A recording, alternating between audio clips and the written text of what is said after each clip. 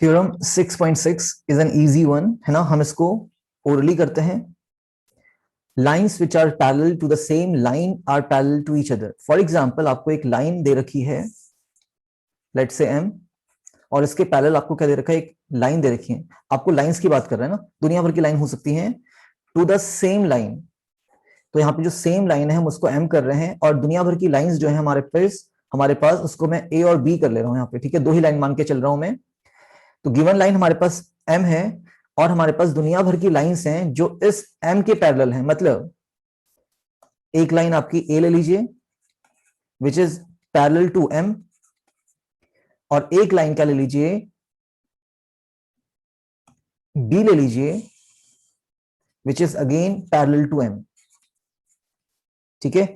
ए भी एम के पैरेलल है और बी भी एम के पैरेलल है, तो हम क्या कह सकते हैं कि ये तीनों लाइंस आपकी पैरेलल हो जाएंगी।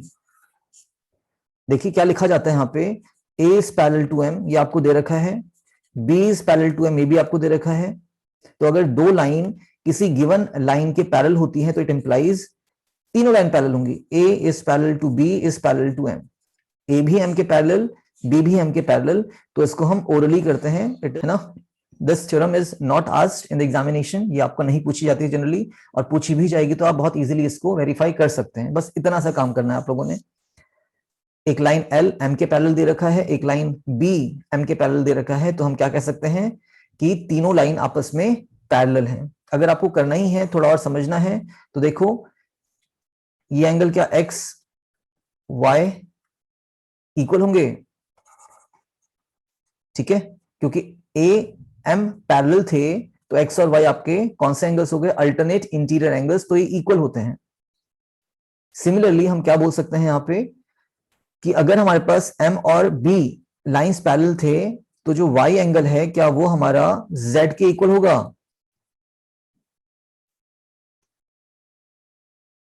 यस, वाई जेड के इक्वल क्यों हो रहा है, कॉरेस्पॉन्डिंग एंगल। और अगर हम इन दोनों को कंपेयर करें तो भाई एक्स वाई के इक्वल है और वाई जेड के इक्वल है। X is equal to y and y equal to z, तो इसका मतलब क्या हो गया कि तीनों इक्वल हो गया, x equal to y equal to z. तो यहां से हम क्या ये ले सकते हैं कि x is equal to z. तो देखो लाइन ए और लाइन बी हो गई और एक्स इक्वल टू जेड हो गया, तो फिर से कौन सा एंगल बन रहा है, अल्टरनेट इंटीरियर एंगल्स। और अगर अल्टरनेट इंटीरियर एंगल्स आपके इक्वल होते हैं तो लाइंस क्या होती हैं, पैरेलल। तो ए इज पैरेलल टू बी आ जाता है, ठीक है। तो यहां पे यही बात हो रही थी, बहुत इजी थ्योरम है, थोड़ा समझिएगा, दोबारा चलाओ इसको और ओरली करो इसको, ठीक है। बस अपनी कॉपी में स्टेटमेंट जरूर लिख दीजिएगा इसका। आगे बढ़ते हैं। Let's see example number first. In figure, that is given figure, lines PQ and RS intersect each other at point O.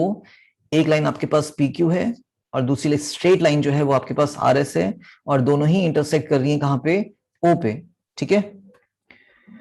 If angle POR ratio angle ROQ is 5:7, क्या बोला, POR, where is that angle POR, POR, तो ये angle आपका बन रहा है, और ROQ, RO और Q एंगल ये रहा, है ना, ये एंगल आपका है ROQ, और इनका रेशियो कितना दे रखा है, 5:7।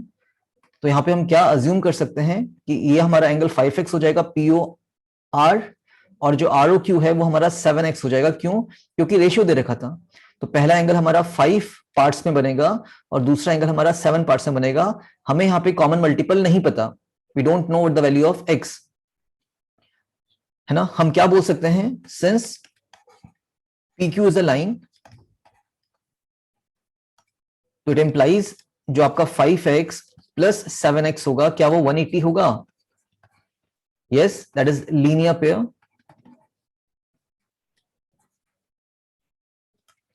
तो 5 प्लस 7x कितना हो गया, 12x, that is equals to 180, and x equals to 180 upon 12, और कितना आ रहा है, 12 1 is 12, कितना बचेगा, 660, 12 5 is 60।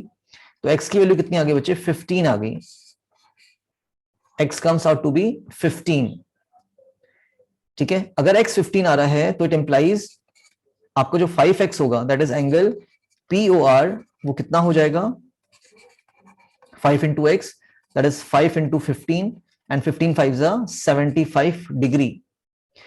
और अगेन इट इम्प्लाइज जो आपका ROQ होने वाला है एंगल ROQ कितना आपने एज्यूम किया था उसको 7x, तो 7 इंटू 15 हो जाएगा, 15 7 इज 105 डिग्रीज। ओके, दो एंगल तो आपने निकाल दिए। नाउ हम क्या बोल सकते हैं, स्ट्रेट लाइन है तो वर्टिकली अपोजिट एंगल्स इक्वल होते हैं, है ना। तो अगर ये हमारा पता है, हमें POR पता है, तो उसके इक्वल जो एंगल हो रहा है SOQ वो भी इक्वल होगा। तो क्या लिखेंगे यहाँ पे, जो एंगल SOQ है वो किसके इक्वल हो रहा है, एंगल POR के, और आपने POR अभी निकाला है कितना, 75 डिग्री। ऐसे ही एंगल 7x जो था हमारा ROQ जो था वो POS को इक्वल करेगा। तो एंगल जो POS होने वाला है वो किसके इक्वल होगा, एंगल ROQ के इक्वल होगा, और ROQ आपने अभी निकाला है, दैट इज 105 डिग्री।